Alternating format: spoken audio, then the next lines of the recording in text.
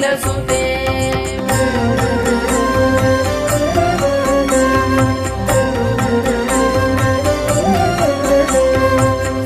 सुरवरवर्षिणि दुर्धरधर्षिणि दुर्मुखमर्षिणि हर्षरते त्रिभुवनपोषिणि शङ्करतोषिणि किल्बिषमोषिणि घोषरते तनुजनिरोषिणि दितिसुतरोषिणि दुर्मदशोषिणि सिन्धुसुते जय जय हे महिषासुरमर्दिनि रम्यकपर्दिनि शैलसुते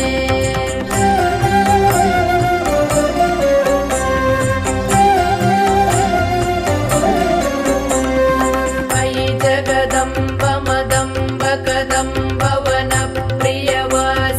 हासरते शिखरि शिरोमणि तुङ्ग हिमालय शृङ्ग निजालय मध्यगते मधु मधुरे मधुकैडभभञ्जिनि कैडभभञ्जिनि रासरते जय जय हे महिषासुरमर्दिनि रम्यकपर्दिनि शैलसुते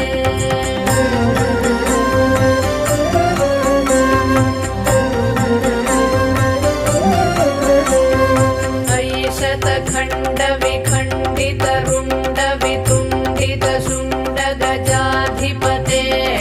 रिपुगजगण्ड विदारण चण्ड पराक्रम शुण्ड मृगाधिपते निज भुजदण्ड निपातित खण्ड विपातित मुण्ड भटाधिपते जय जय हे महिषासुरमर्दिनि रम्यकपर्दिनि शैलसुते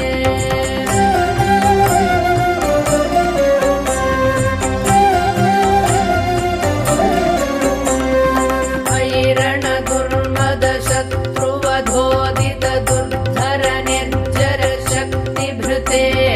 चतुर विचार धुरीण महाशिवदूत कृत प्रमथाधिपते दुरित दुरीह दुराशय दुर्मति दानवदूत कृतान्तमते जय जय हे महिषासुरमर्दिनि रम्यकपर्दिनि शैलसुते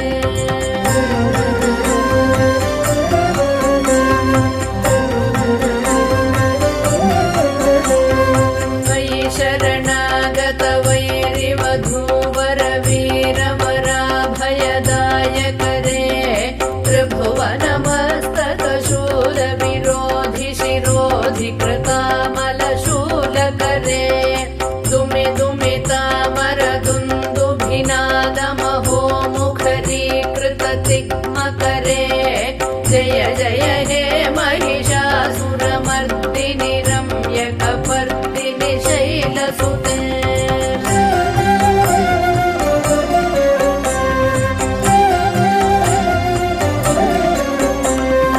अयि निजहुं प्रतिमात्र निराकृत धूम्र विलोचन धूम्रशते समर विशोषित शोणित बीज समुद्भव शोणित बीजलते शिव शिव शुम्भ निशुम्भ महागवतर्पित भूत पिशाचरते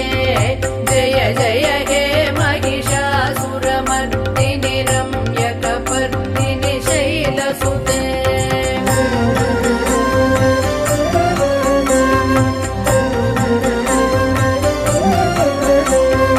धनुरनु सङ्गरणक्षण सङ्ग परिस्फुरदङ्ग नटत्कटके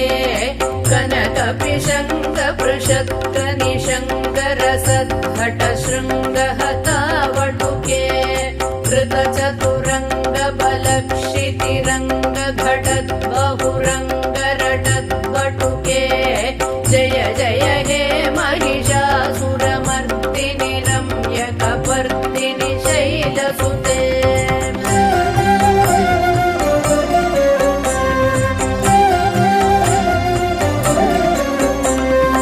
जय जय जप्य जय जय शब्द परस्तुति तत्पर विश्वनुते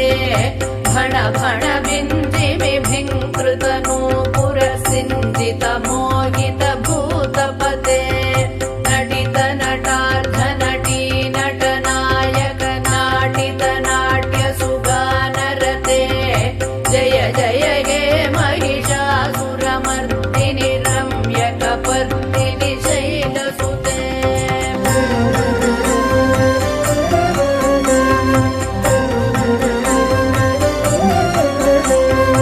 अयि सुमनस्सु मनस्सु मनस्सु मनस्सु मनोहरकान्तियुते श्रुतरजनी रजनी रजनी रजनी रजनी करवक्त्रवृते सुनयन विभ्रमर भ्रमर भ्रमर भ्रमर भ्रमराधिपते जय जय हे महिषासुरमर्दिनि रम्यकपर्दिनि शैलसुते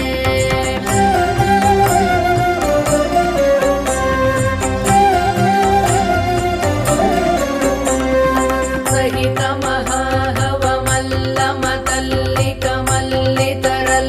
महाहवमल्लमतल्लिकमल्लितरल्लकमल्लरते विरचित वल्लिक पल्लिक मल्लिक भिल्लिक भिल्लिक वर्गवृते सितकृत पुल्लसमुल्लसितारुणतल्लज पल्लवसल्ललिते जय जय हे महिषासुरमर्दिनि रम्यकपर्दिनि शैलसुते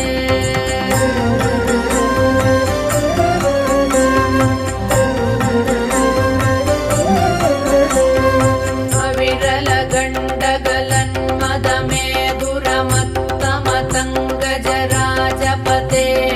त्रिभुवनभूषणभूतकलानिधिरूपपयोनिधि राजसुते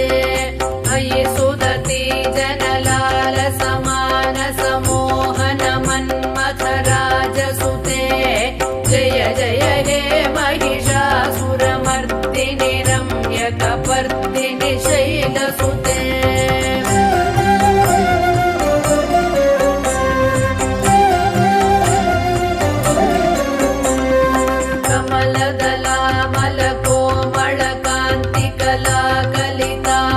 कमलदलामलकोमलकान्तिकलाकलितामलभाललते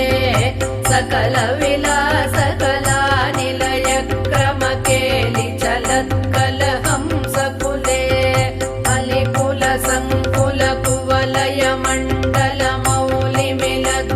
अलिकुलसङ्कुलकुवलयमण्डलमौलिमिलद्भपुडाळिकुले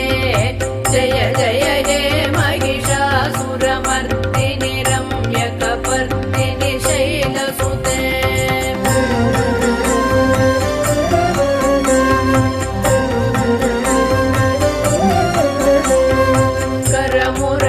करमुरळीरववीजित पूजित लज्जित कोकिल मञ्जुमते मिलित पुलिन्द मनोहर गुञ्जित रञ्जित शैल निकुञ्जगते निज गुणभूत महाशबरी गण सद्गुण संभृत केलितले जय जय हे महिषासुरमर्दिनि रम्यकपर्दिनि शैलसुते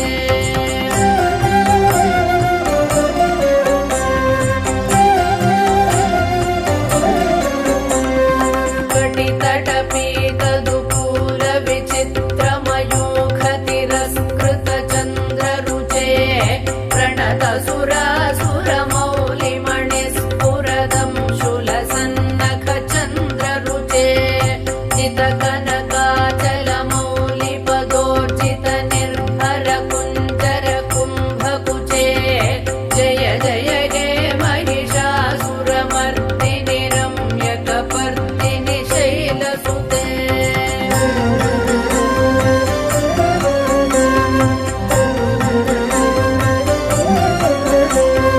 विजित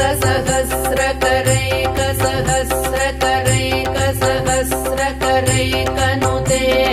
कृतसुरतारक सङ्गरतारक सङ्गरतारक सूनुसुते सुरथ समाधि समान समाधि समाधि समाधि सुजातरते जय जय हे महिषासुरमर्दिनि रम्यकपर्दिनि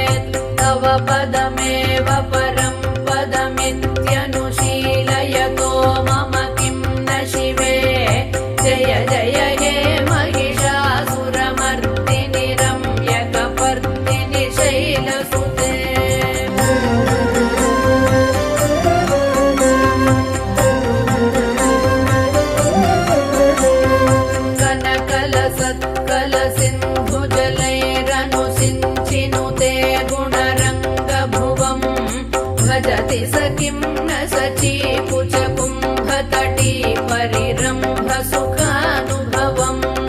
तव चरणं शरणं करवाणि न तामरवाणि निवासि शिवम् जय जय हे महिषासुरमर्दिनि रम्यकपर्दिनि शैलसुते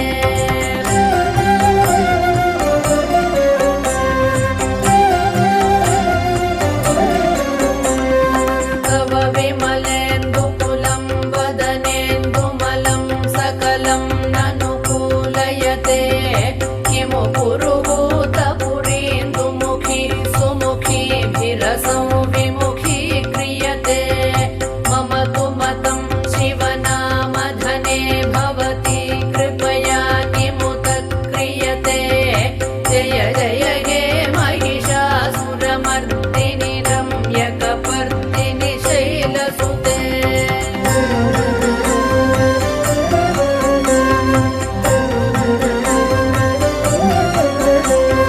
मयि मयि दीनदयाळुतया कृपयैव त्वया भवितव्यमु मे अयि जगतो जननी कृपयासि यथासि तथानुमितासि रते यदुचितमत्र भवत्युररी कुरुता दुरुतापमपाकुरुते जय जय हे महिषासुरमर्दिनि रम्यकपर्दिनि शैलसुते जय जय हे महिषासुरमर्दिनि रम्यकपर्दिनि शैलसुते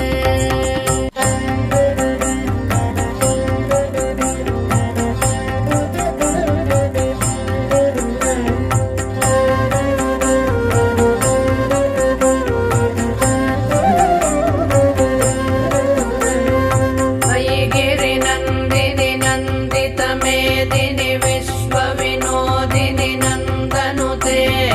गिरिवरविन्ध्यशिरोधिनि वासिनि विष्णुविलासिनि जिष्णुनुते भगवति हेशितिकण्ठकुटुम्बिनि भूरि कुटुम्बिनि भूरि कृते जय जय हे महिषासुरमर्दिनि रम्यकपर्दिनि शैलसुते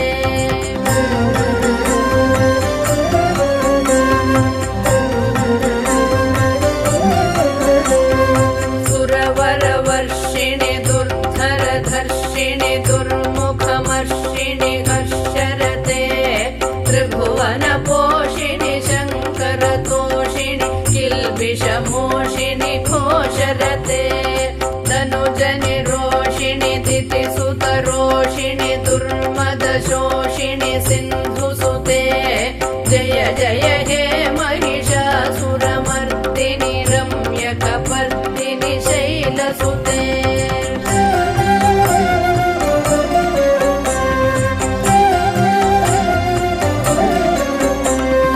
अयि जगदम्ब मदम्ब कदम्ब वनप्रियवासिनि हासरते शिखरि शिरोमणि तुङ्ग हिमालय शृङ्ग निजालय मध्यगते मधु मधुरे मधुकैडभभञ्जिनि कैडभभञ्जिनि रासरते जय जय हे महिषासुरमर्दिनि रम्यकपर्दिनि शैलसुते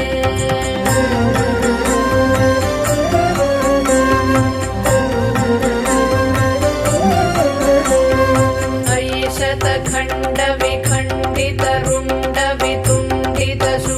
शतखण्डविखण्डितरुण्डवितुण्डितशुण्डगजाधिपते रिपुगजगण्डविदारण चण्डपराक्रमशुण्डमृगाधिपते निजभुजदण्ड निपातितखण्डविपातितमुण्डभटाधिपते जय जय हे महिषासुरमर्दिनि रम्यकपर्दिनि शैलसुते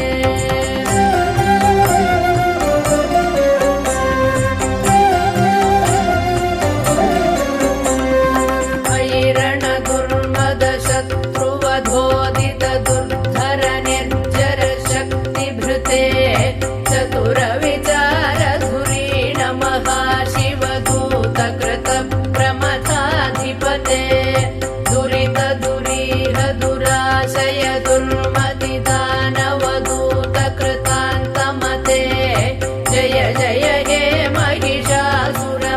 मर्दिनि रम्यकपर्दिनि शैलसुते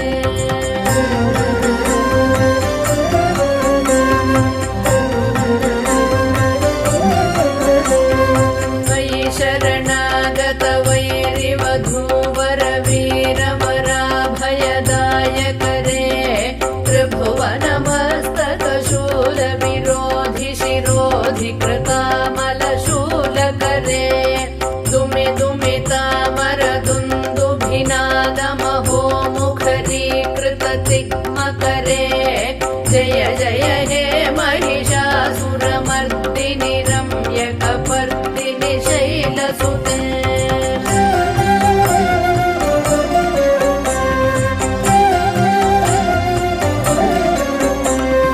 मयि निजहुङ्कृतिमात्र निराकृत धूम्रविलोचन धूम्रशते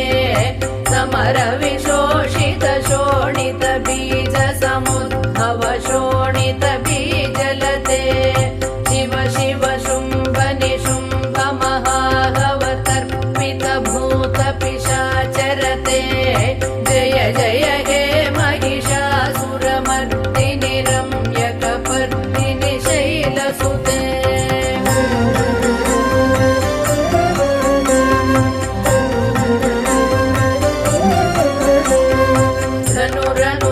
धनुरनुसङ्गरणक्षण सङ्गपरिस्फुरदङ्गनटत्कटके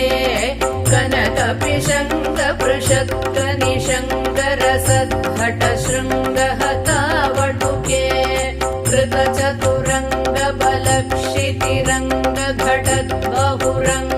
कृतचतुरङ्गबलक्षितिरङ्गघटद्बहुरङ्गरटद्वटुके जय जय हे महिषासुरमर्दिनि रम्यकपर्दिनि शैलसुते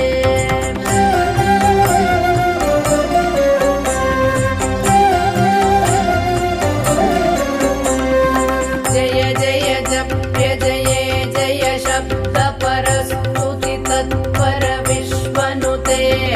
भण भण बिन्दिमिभिङ्कृतनूपुरसिञ्जित मोहित भूतपते नटित नटार्ध नटी नटनायक नाटित नाट्यसुगानरते जय जय हे महिषासुरमर्दिनि रम्यकपर्दिनि शैलसुते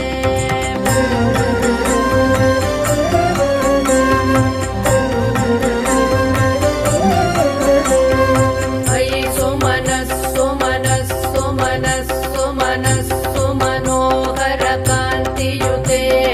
श्रुतरजनी रजनी रजनी रजनी रजनीकरवक्त्रवृते सुनयन विभ्रमर भ्रमर भ्रमर भ्रमर भ्रमराधिपते जय जय हे महिषासुरमर्दिनि रम्यकपर्दिनि शैलसुते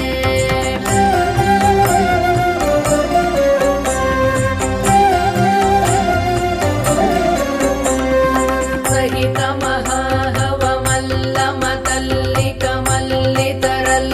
महाहवमल्लमतल्लिकमल्लितरल्लकमल्लरते विरचित वल्लिक पल्लिक मल्लिक भिल्लिक भिल्लिक वर्गवृते सितकृत पुल्लसमुल्लसितारुणतल्लज पल्लवसल्ललिते जय जय हे महिषासुरमर्दिनि रम्यकपर्दिनि शैलसुते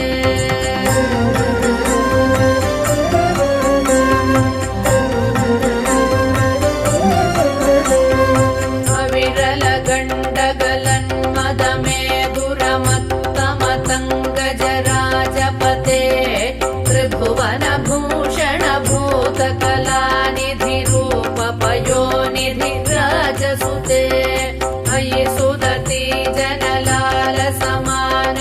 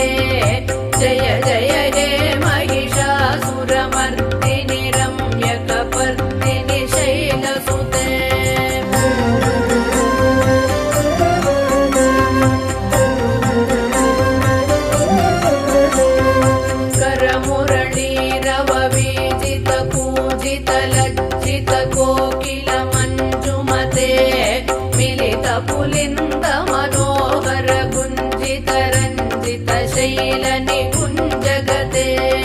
निजगुणभूतमहाशबरी गणसद्गुणसंहृतकेलितले जय जय हे महिषासुरमर्दिनि रम्यकपर्दिनि शैलसुते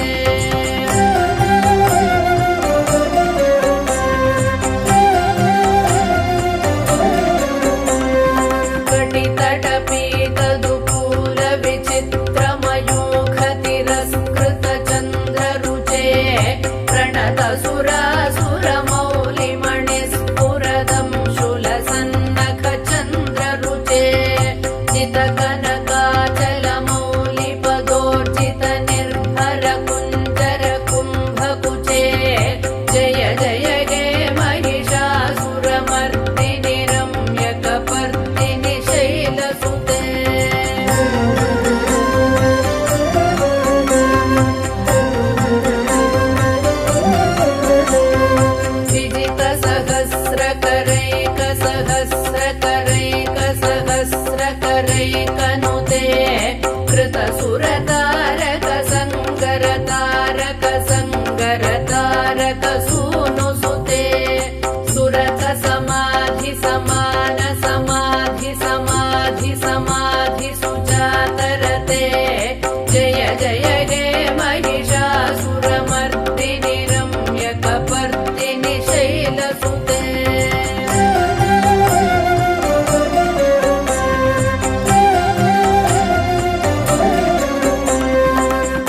कमलं करुणानिलये वरिवस्यति योऽनुदिनं सशिवे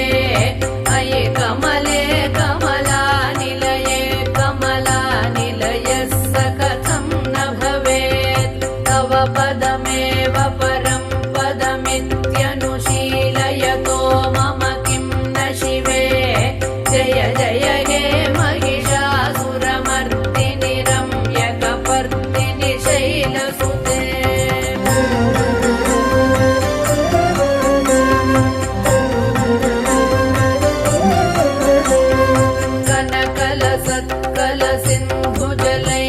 कनकलसत्कलसिन्धुजलैरनुसिञ्चिनुते गुणरङ्गभुवम् भजति स किं न सचीकुचकुम्भतटी परिरम्भसुखानुभवम् तव चरणं शरणं करवाणि न कामरवाणि निवासि शिवम् जय जय हे महिषासुरमर्दिनि रम्यकपर्दिनि शैलसुते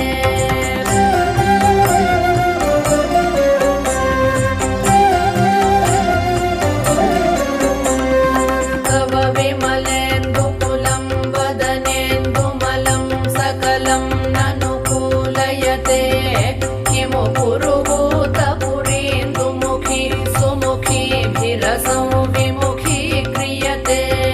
मम तु मतं शिवनामधने भवति कृपया किमुत क्रियते जय जय हे महिषासुरमर्दिनि रम्यकपर्दिनि शैलसुते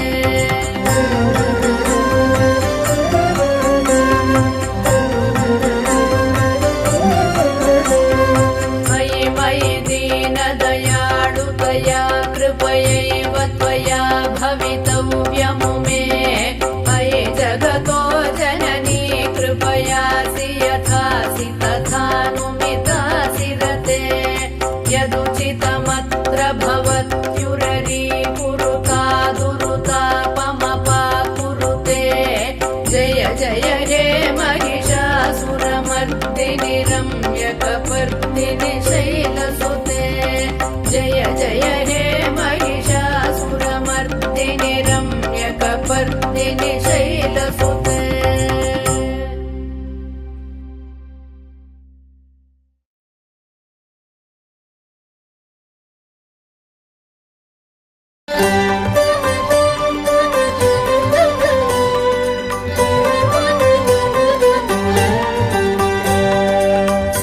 सुमनसबन्दित सुन्दरि माधवि चन्द्र सहोदरि हे ममये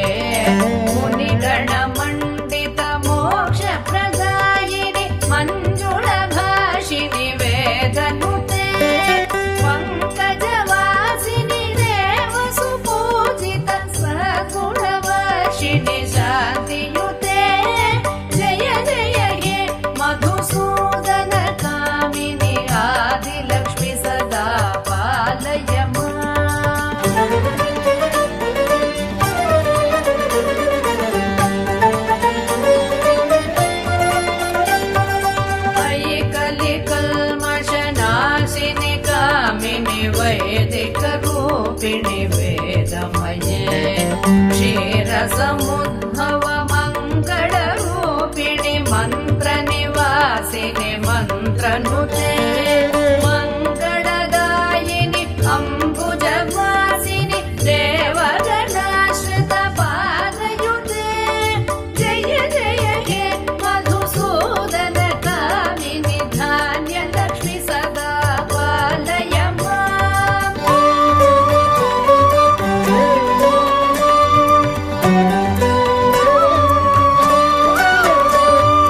जय वरवर्णिनि वैष्णवि भार्गवि मन्त्रस्वरूपिणि मन्त्रमये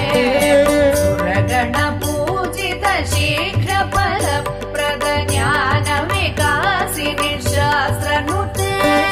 भवभयहारिणि पापविमोचनि साधुजनाश्रितपादयुते जय जय हे मधुसूदनकामिनि धैर्यलक्ष्मि सदा पालय माम्।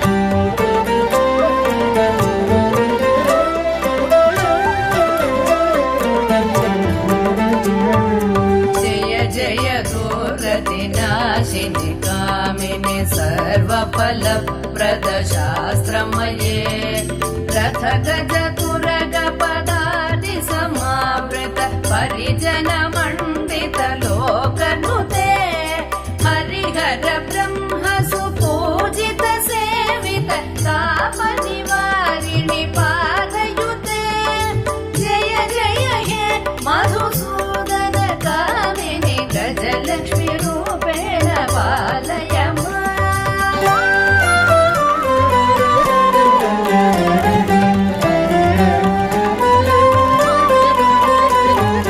वै खगवाहिनि मोहिनि चक्रिणि राघव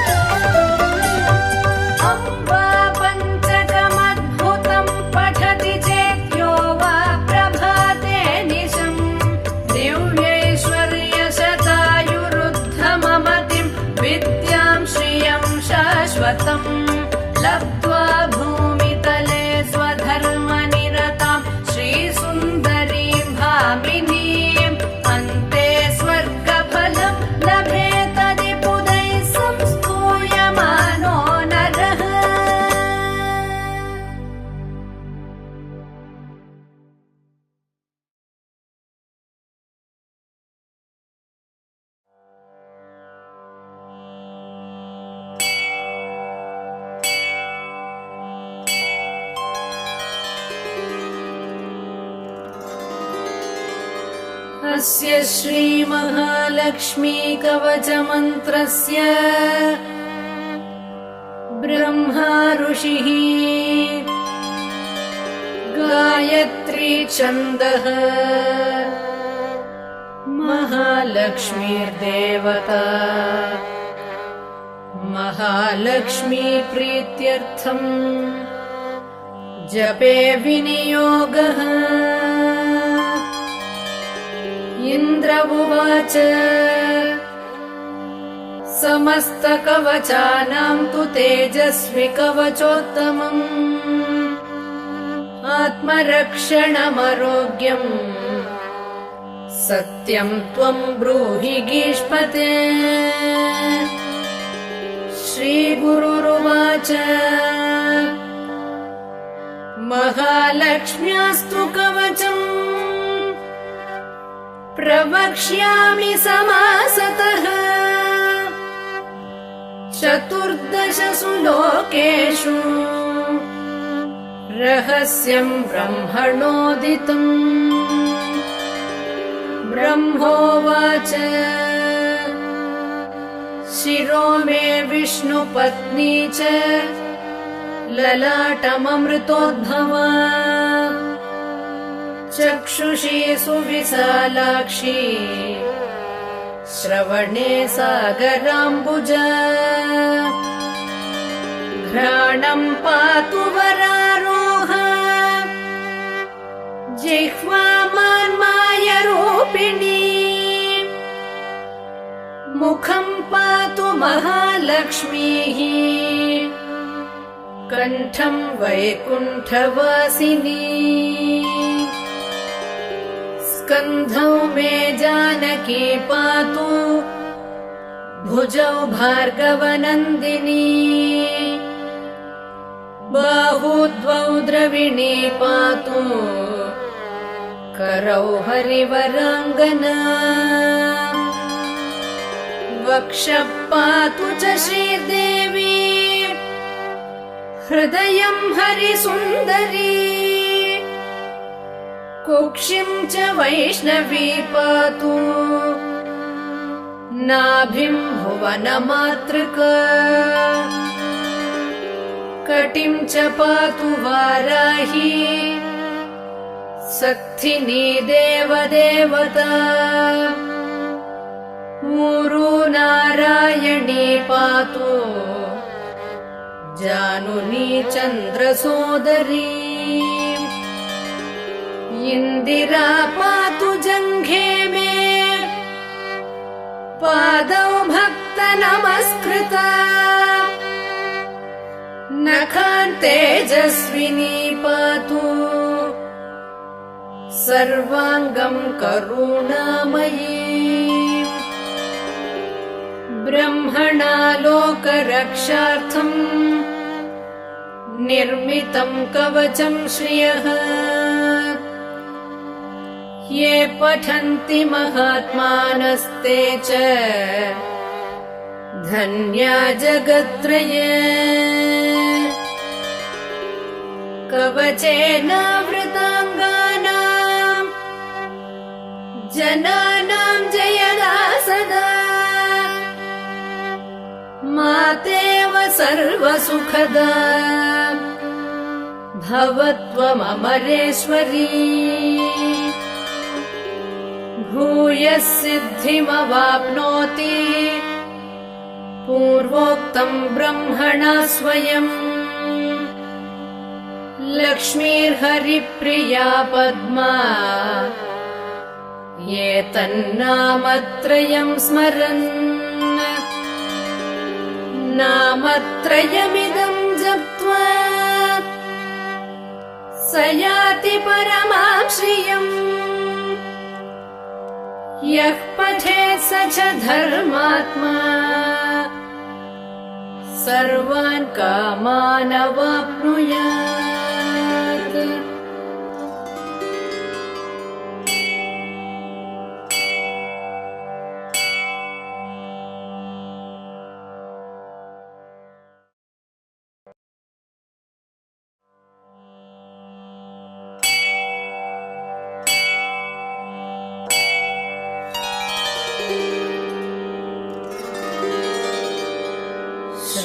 श्रीमान् वेङ्कटनाथार्य कवितार्किककेसरी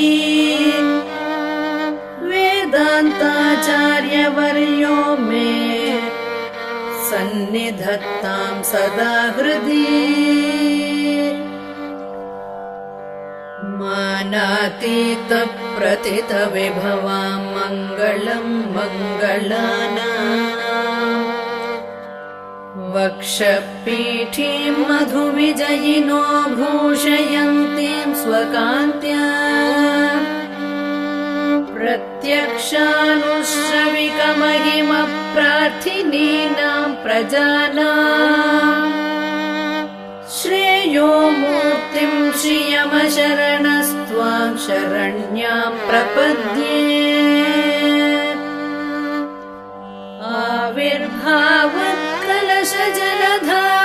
आविर्भावत्कलशजलधावध्वरेवापि यस्याः स्थानं यस्य सरसिजवनं विष्णुवक्षस्थलं वा भूमायस्य भुवनमखिलं देवि दिव्यं पदं वा स्तोकप्रज्ञैरनवधिगुणा स्तूयसे सा कथं त्वम् स्तोतव्यत्वं दिशति भवति देहिभिः स्तूयमाना तामेव त्वामनितरगतिस्तोतुमाशं समानः सिद्धारम्भः सकलभुवनश्लाघनीयो भवेयम् सेवापेक्षा तव चरणयो श्रेयसे कस्य न स्यात् यत्सङ्कल्पाद् भवति कमले यत्र देहिन्यमीशा जन्मस्थेम प्रलयरचना जङ्गमा जङ्गमाना तत्कल्याणं किमपि यमिनामेकलक्ष्यं समाधौ पूर्णं तेजस्फुरति भवति पादलाक्षारसाङ्कम् निष्प्रत्यूह प्रणयघटितं देवि नित्यानपायम् विष्णुस्त्वं चेत्यनवधिगुणद्वन्द्वमन्योन्यलक्ष्यम् शेषश्चित्तं विमलमनसां मौढयश्च श्रुतीनाम् सम्पद्यन्ते विहरणविधौ यस्य शय्या विशेषाः उद्देश्य त्वं जननि भजतो रुचितोपाधिगन्धम् प्रत्यग्रूपे हविषि युवयोरेकशेषित्वयोगात् पद्मे पत्युस्तव च निगमैर्नित्यमन्विष्यमाणो न वच्छेदं भजति महिमानर्तयन्मानसं नः पश्यन्तीषु श्रुतिषु परितः सूर्यवृन्देन सार्धम् मध्ये कृत्य त्रिगुणफलकं निर्मितस्थानभेदम् विश्वाधीश प्रणयिनि सदा विभ्रमद्यूतवृत्तौ ब्रह्मेशाद्या दधति युवयो रक्षसारप्रचारम् अस्येषा न त्वमसि जगतः संश्रयन्ती मुकुन्दम् लक्ष्मीः पद्मा जलधितनया विष्णुपत्नीन्दिरेति यन्नामानि श्रुतिपरिपणान्येवमावर्तयन्तो न वर्तन्ते दुरितपवन प्रेरिते जन्मचक्रे त्वामेवाहुः कतिचिदपरे त्वत्प्रियं लोकनाथम् किं तैरन्तः कलहमलिनैः किञ्चिदुत्तीर्यमग्नैः त्वत्सम्प्रीत्यै विहरति हरौ सम्मुखीनां श्रुतीनाम् भावारूढौ भगवति युवां दम्पते दैवतं नः आपन्नार्तिप्रशमनविधौ बद्धदीक्षस्य विष्णोः आचख्युस्त्वां प्रियसहचरीमैकमत्योपपन्ना प्रादुर्भावैरपि समतनुः प्राध्वमन्वीयसे त्वम् दूरोत्क्षिप्तैरिव मधुरतादुद्धराशेस्तरङ्गैः धत्ते शोभां हरिमरकते तावकी मूर्तिराद्या तन्वे तुङ्गस्तनभरनता तप्तजाम्बूनदाभा यस्यां गच्छन्त्युदयविलयैर्नित्यमानन्दसिन्धा इच्छा वेगोल्लसितलहरी विभ्रमव्यक्तयस्ते आसंसारं विततमखिलं वाङ्मयं यद्विभूतिः यद्भ्रूभङ्गात् कुसुमधनुषः किङ्करो मेरुधन्वा यस्यां नित्यं नयनशतकैर्येकलक्ष्यो महेन्द्रः पद्मे तासां परिणतिरसौ भावलेशैस्त्वदीयैः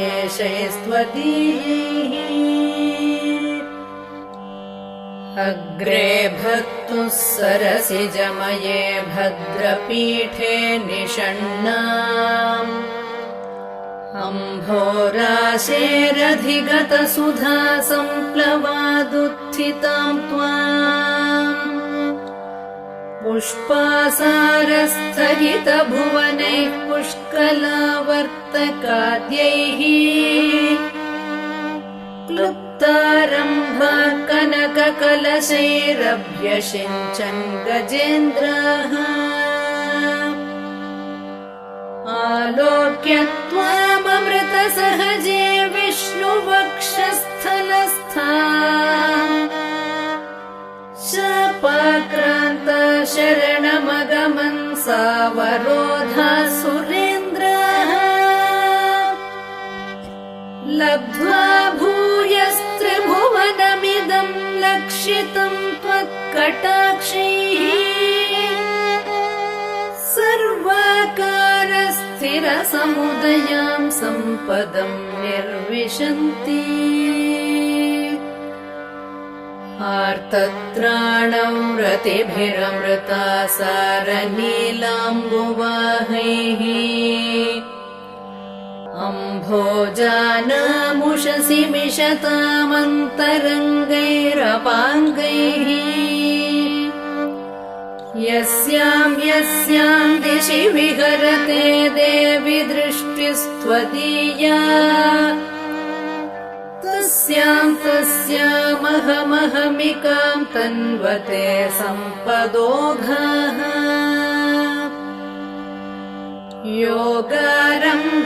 योगारम्भत्वरितमनसो युष्मदैकान्त्ययुक्तम्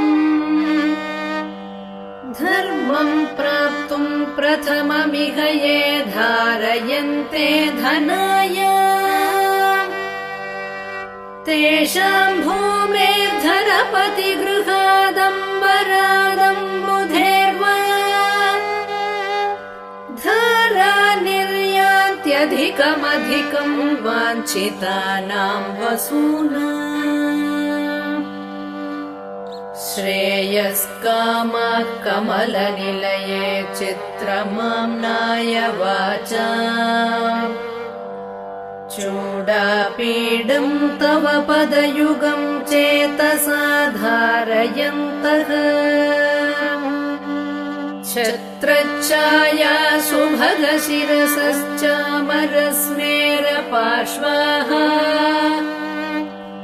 श्लाघाशब्दश्रवणमुदिता स्रग्विणः सञ्चरन्ति पूरीकर्तुं कुशलमखिलं जेतुमादीनरातीन् दूरीकर्तुं दुरितनिवहं त्यक्तुमाद्यामविद्याम्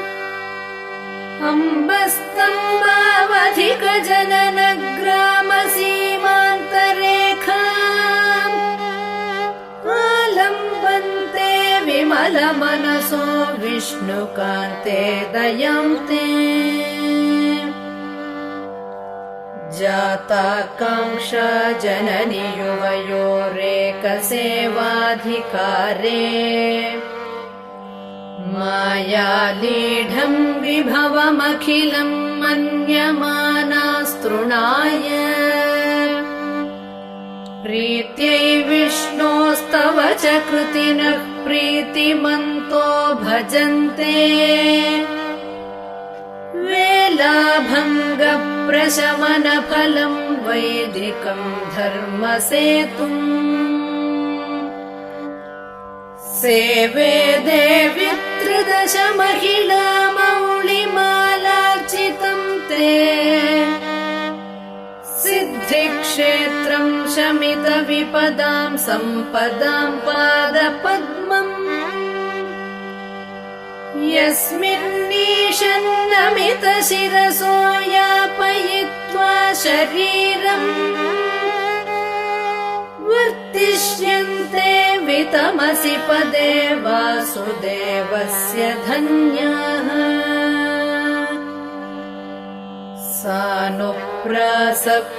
सानुप्रासप्रकटितदयैः सान्द्रवात्सल्यदिग्धैः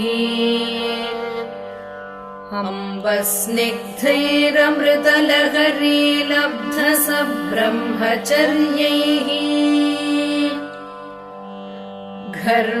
घर्मेतापत्रय विरचिते गाढतप्तं क्षणं माम्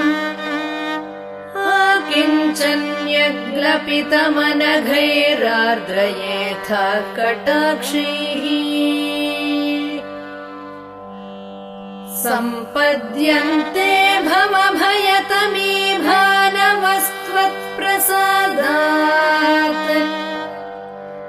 भावा सर्वे भगवति हरौ भक्तिमुद्वेलयन्तः याचे किं त्वामहमिह यतः शीतलोदारशीलान् भूयो भूयो दिशसि महतां मङ्गलानां प्रबन्धान् माता देवी त्वमसि भगवान् वासुदेवः पिता मे जातः सोऽहं जननि युवयोरेकलक्ष्यं दयायाः दत्तो युष्मत्परिजनतया देशिकैरप्यतस्त्वम् किं ते भूय प्रियमिति किल स्मेरवक्त्रा विभासि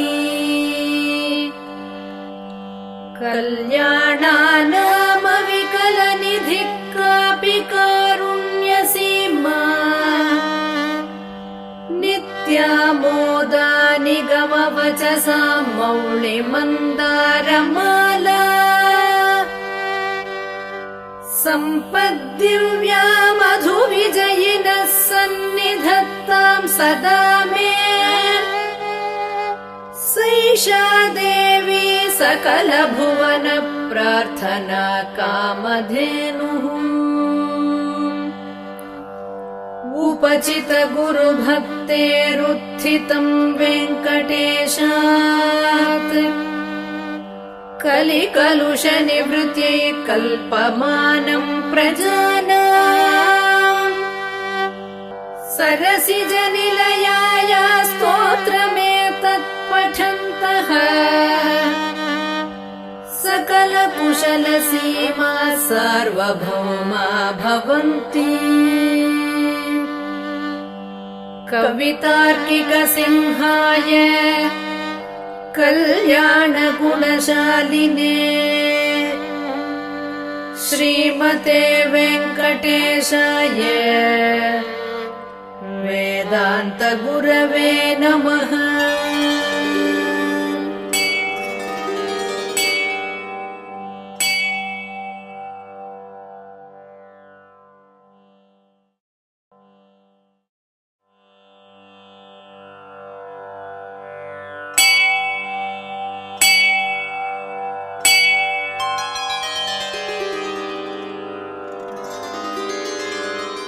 जगद्धात्री नमस्तुभ्यं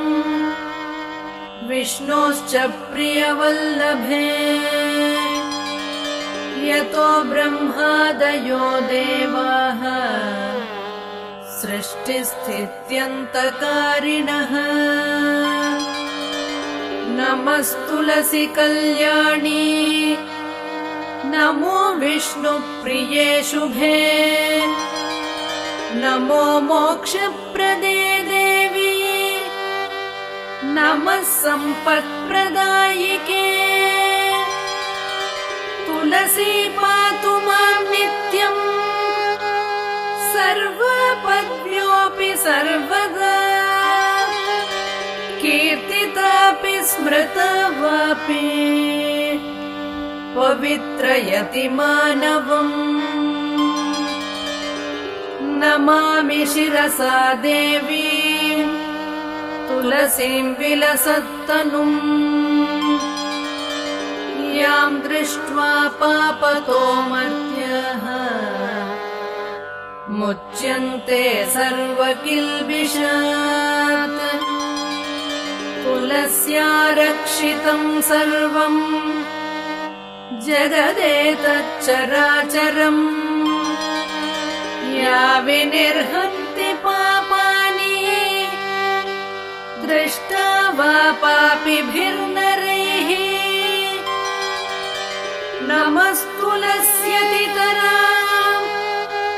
यस्यै दत्ता बलिः कलौ कलयन्ति सुखं सर्वम् स्त्रियो वश्यास्तथा परे तुलस्या नापरं किञ्चिद्दैवतं जगतीतले यया पवित्रितो लोको विष्णुसङ्केन वैष्णवैः तुलस्याः पल्लवं विष्णोः शिरस्यारोपितं कलौ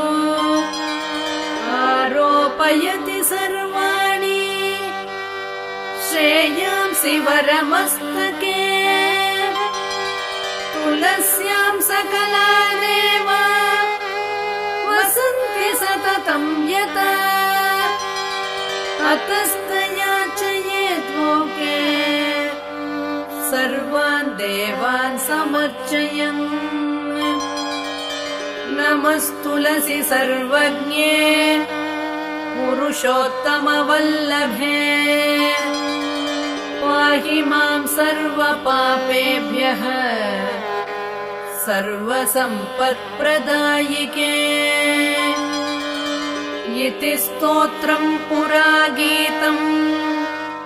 पुण्डरीकेण धीमता विष्णुमर्चयतां नित्यम् शोभनैस्तुलसीदलैः